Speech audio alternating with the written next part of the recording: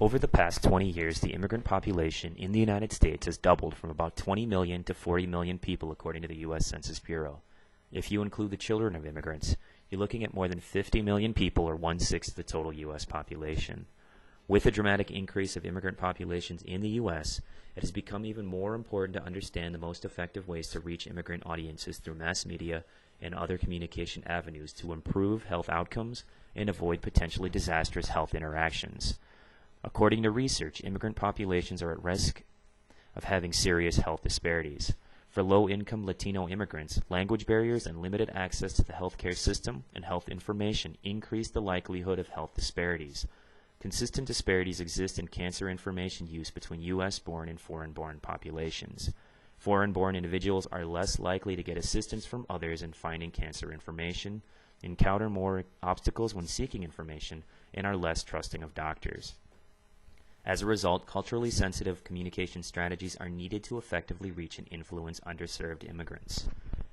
Research has found that community participatory communication interventions are becoming recognized as a valuable strategy for integrating cultural appropriateness into health education efforts and building community commitment to health communication interventions. Participatory community interventions have also been shown to empower community members and the community as a whole. One researcher suggested that culturally appropriate health education materials should be produced for recent immigrant populations in place of simple translations of English language materials. The common practice of verbatim translation has been shown to be inadequate. Health communication should also include a more bottom-up approach and include the voice of the people and the collective rather than focus on individuals. In other words, health communication shouldn't be so paternalistic in its approach to changing people's health behaviors.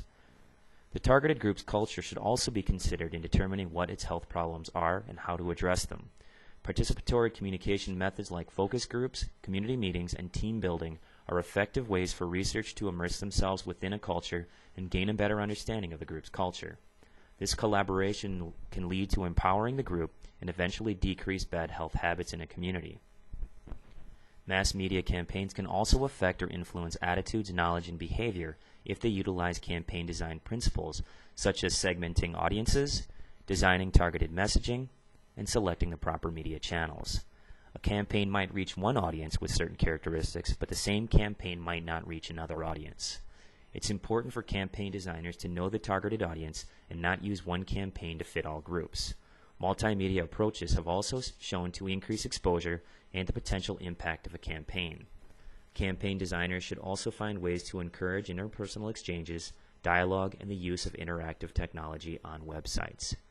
In order to better understand cultural context, communication scholars should take a culture-centered approach and work collaboratively with targeted communities.